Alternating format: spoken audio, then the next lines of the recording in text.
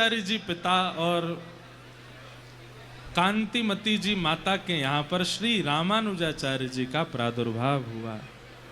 बोलो भाष्यकार स्वामी श्री रामानुज जी महाराज की जय। शेषावतार श्री रामानुजाचार्य जी माता के यहाँ पर श्री रामानुजाचार्य जी का प्रादुर्भाव हुआ। बोलो भाष्यकार स्वामी श्री रामानुज जी महाराज की जय। शेषावतार श्री रामानुजाचार्य जी का प्रादुर्भाव हुआ। बैठ जाओ, बस 5 मिनट और कर रहे हैं कथा हम। बस आप लोगों की तो इच्छा होगी 1-आध घंटा करें, लेकिन हम थोड़ी देर और सुना रहे हैं, बैठ जाओ। अच्छा, एक बात बहुत गंभीर हमारी सुनिए।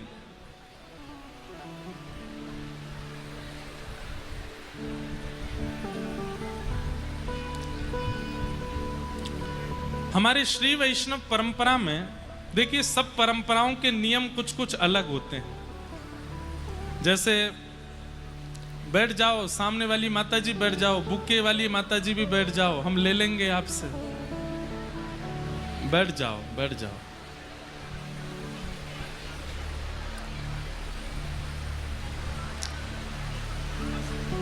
रामानुजाचार्य जी का प्रादुर्भाव हुआ। सब संप्रदायों की भावनाएं कुछ कुछ अलग हैं। हमारे श्री संप्रदाय में विशेष रूप से 2 संप्रदायों का नाम प्रमुख रूप से आता है। एक श्री रामानुज संप्रदाय, दूसरी श्री रामानंद संप्रदाय। ये श्री संप्रदाय के अंतर्गत 2 परंपराएं हैं। कई भावनाएं हमारी दोनों संप्रदायों में मिलती भी हैं। रामानंद और रामानुज संप्रदाय में कई भावना मिल, तिलक भी कभी कभी एक सा लगता है और सिद्धांत भी एक ही है, कई भाव एक से, पर कई परंपराओं के नियम कुछ अलग हैं। और कई बार कई लोग दूसरी परंपरा में होने के कारण अन्य परंपराओं की कभी कभी बात कर देते हैं। आपके यहाँ ऐसे कैसे हो जाता, हमारे गुरुजी तो मना करते हैं, हमारे यहाँ तो ऐसे। अब सबसे बड़ा प्रमाण एकादशी का। हमारे व्रज वृंदावन में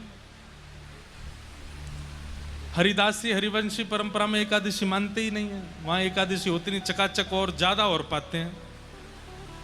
क्यों? वो कहते हैं हमारे ठाकुर जी तो नित्य पाते हैं, उनको एकादशी क्या है। हरिदास परंपरा में तो ग्रहण भी नहीं मानते। वहां तो ग्रहण का भी कोई विधान नहीं है, वहां पर उसके लिए भी भावना बड़ी शुद्ध रखते हैं। तो उनको दोष लगेगा भी नहीं, क्योंकि उनकी परंपरा ऐसी है।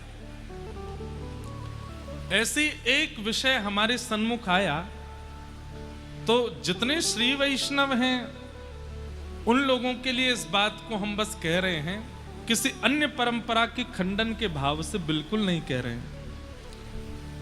एक भाव ऐसे आया कि महाराज जी, दीक्षा का भी एक नियम होता है कि वो मुहूर्त, कल्प और समय देख करके लेनी चाहिए, पर हमारे श्री वैष्णव परंपरा में ऐसा नियम नहीं है।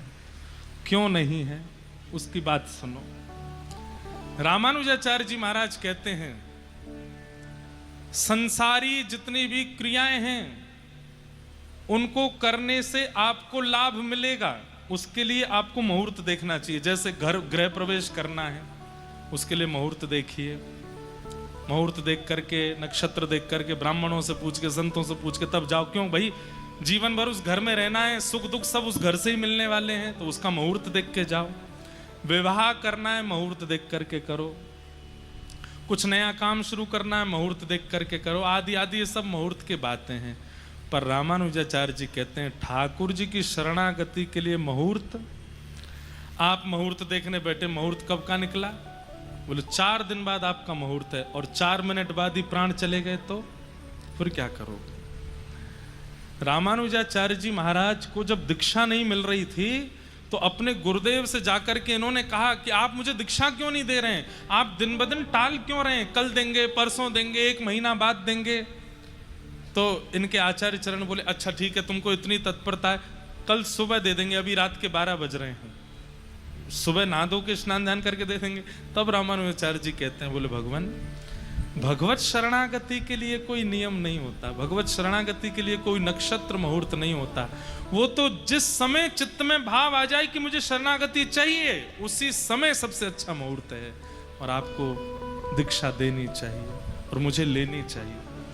अब हाँ, ये बात अलग है कि वही बात आज हम उनकी गजल गा रहे थे ना, मेरा काम है प्रस्तुत करना, मेरा काम है निवेदन करना, गुरु का काम है स्वीकार अस्वीकार करना। इसलिए हमारी रामानुजी वैष्णवी परंपरा में नियम है, जब चित्त वृत्ति हो जाए आचार्य चरण से हमको शरणागति चाहिए, तो फिर उस शरणागति को लेने के लिए वही समय सबसे श्रेष्ठ है जिस समय चित्त में भावना प्रकट हो जाए।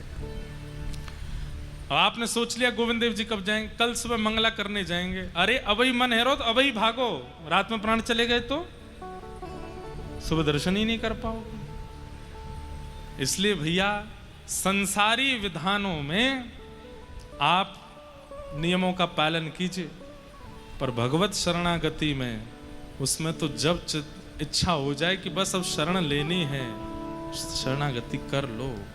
उसके लिए फिर विधान देखने की आवश्यकता हमारी श्री वैष्णव परंपरा में नहीं है।